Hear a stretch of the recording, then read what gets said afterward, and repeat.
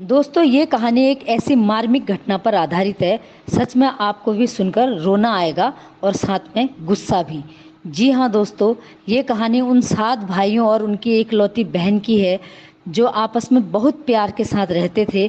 मगर एक दिन ऐसा क्या हुआ कि भाइयों ने बहन को मारकर उसके मांस को ही मिल बांट कर खा लिया। हेलो दोस्तों, नमस्कार। शांति मिस चैनल में आप सबका स्वागत है। दोस्तों ये कहानी ऐसे 7 भाइयों और अकेली बहन की है जिनके माता पिता बहुत जल्दी ही दुनिया छोड़कर चले गए थे। मगर वो सातों भाई अपनी बहन के साथ बड़े प्यार के साथ रहते थे। दरअसल ये कहानी झारखंड के एक गांव बिंदु बानसाइर की है। माता पिता के मरने के बाद सातों भाई अपनी बहन के साथ बहुत ही प्यार के साथ रहते थे। भाई लोग प्रतिदिन जंगल में शिकार करने जाते और अन्य कुछ कामों में चले जाते और बहन प्रतिदिन अपने भाइयों के लिए खाना बना कर रखती थी और शाम को जब भाई लोग वापस आते थे तो मिल बांट कर खाते थे। एक दिन बहन साग काट रही थी तो उसके हाथ की एक अंगुली कट जाती है और बहुत खून बहने लगता है। अब वह सोचती है कि अगर इस बहते हुए खून को मैं कि किसी दीवार पर पोंछ डालूंगी तो भाई लोग डांटेंगे और मेरी चिंता भी करेंगे, और अगर मैं अपने कपड़ों पर ये खून पोंछती हूँ तब भी मेरे भाई लोग देख लेंगे और मेरे से चिंता करेंगे कि मेरी बहन का ये क्या हो गया है। उसने ऐसा सोचकर अपने बहते हुए खून को अपनी जिस सब्जी को वो काट रही थी, हरी सब्जी, वो पत्तेदार सब्जी से ही अपनी उंगली पोंछ डाली। उन साग के पत्तों से ही पोंछ कर उसी सब्जी को काट कर उस सब्जी को फिर से उसने पका डाला। जब खाना पक जाता है और भाई लोग भी अपने घर वापस आ जाते हैं तो बहन खाना परोसती है।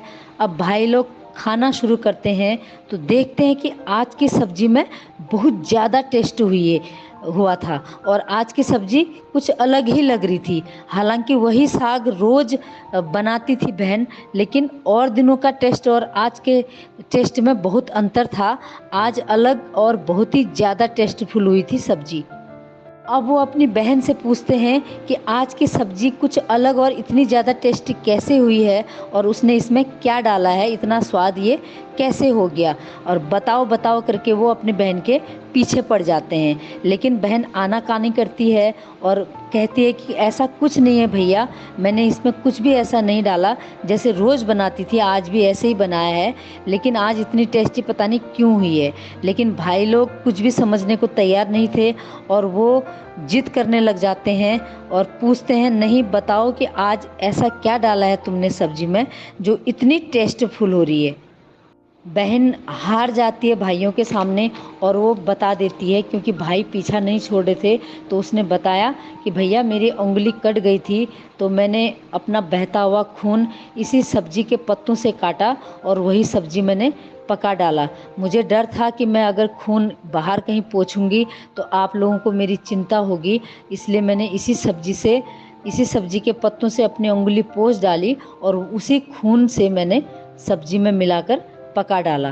तो कुछ देर भाई लोग चुप बैठे रहते हैं, मगर मन ही मन उनके मन में एक पाप जग जाता है कि जब बहन का थोड़ा सा खून सब्जी में पड़ने से सब्जी इतनी ज़्यादा टेस्टी हो रही है, तो अगर बहन का मांस कितना टेस्टी होगा।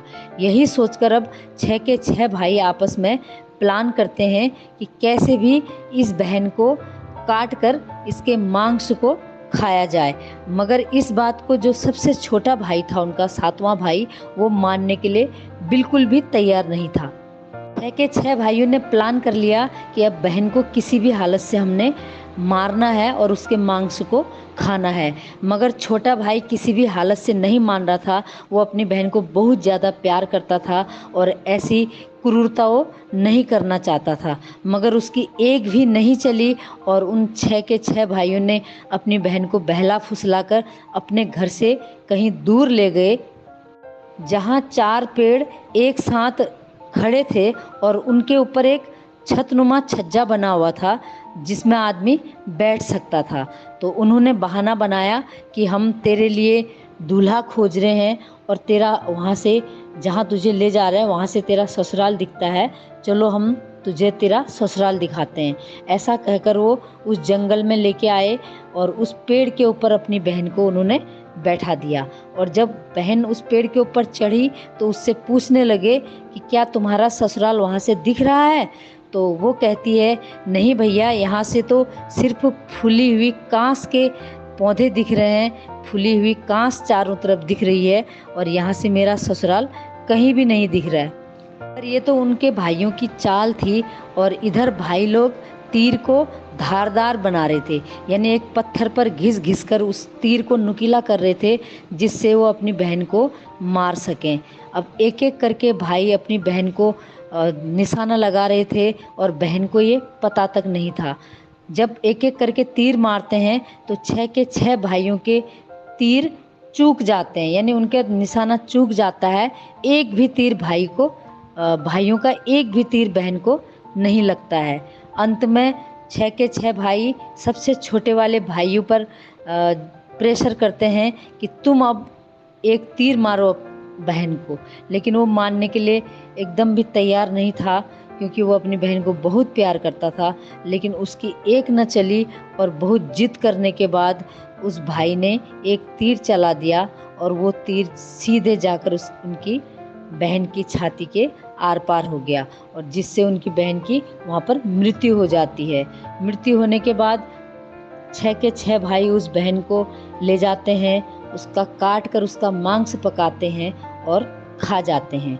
और उनमें से वो सबसे छोटे भाई को भी मांस परोस कर देते हैं, लेकिन वो भाई मांस नहीं खाता और वो चुपके से उस मांस को दूर ले जाकर एक दीमक से बनाए हुए मिट्टी के टीले के ऊपर फेंक देता है।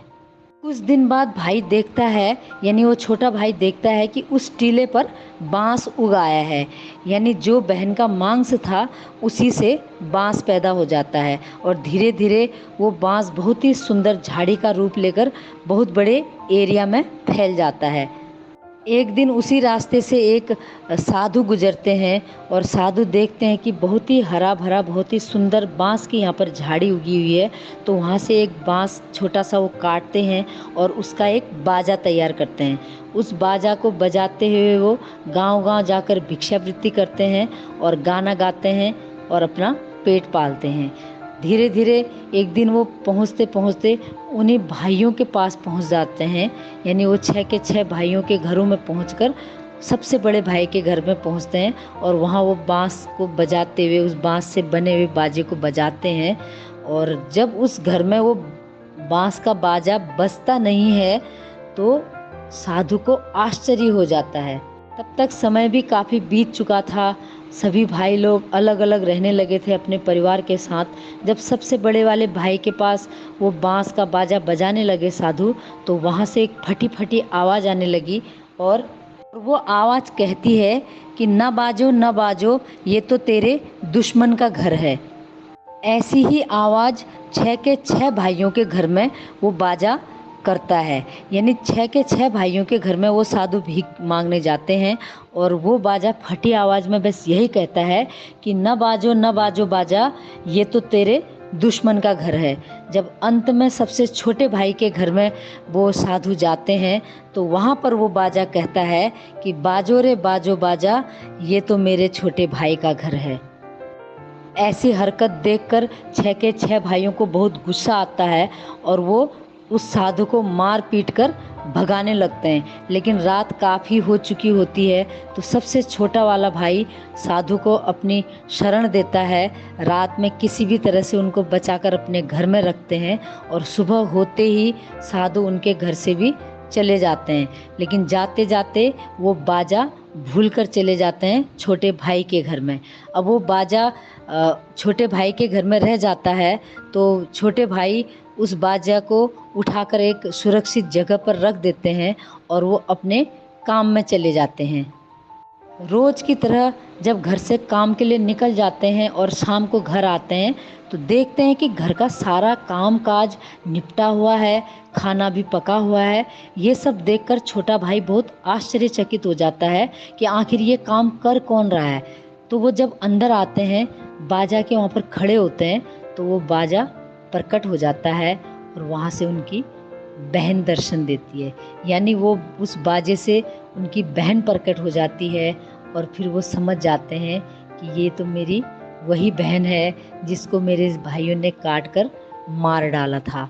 तो दोस्तों फिर दोनों भाई बहन इकट्ठा रहने लगते हैं।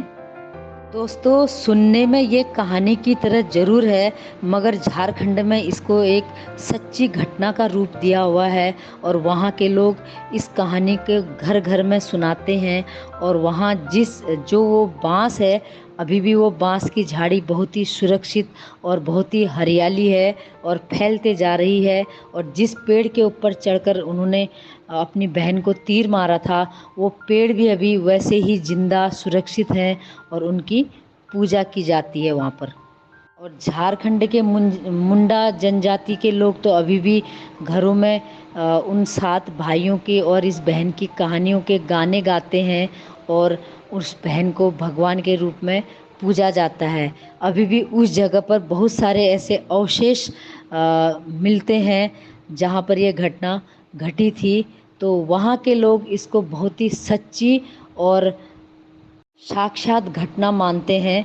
मैंने सोशल मीडिया पर बहुत सारी इसकी कहानियाँ देखी, इसीलिए मुझे भी ये कहानी अच्छी लगी और मैंने सोचा क्यों ना मैं आप तक पहुंचाऊं।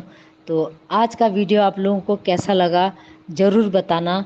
मेरा वीडियो देखने के लिए बहुत बहुत धन्यवाद। नमस्कार।